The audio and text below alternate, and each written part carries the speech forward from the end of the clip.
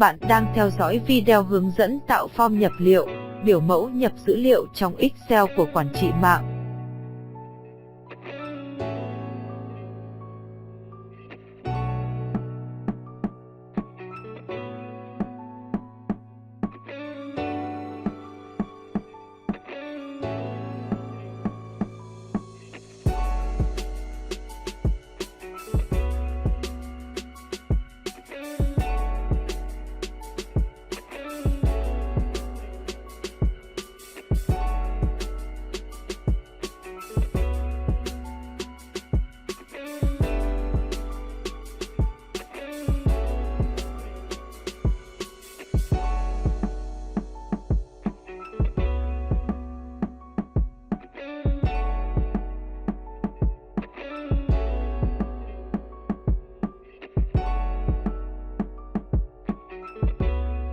Chúng ta sẽ tạo thêm một tab Form tại menu tab trên Excel để nhập dữ liệu.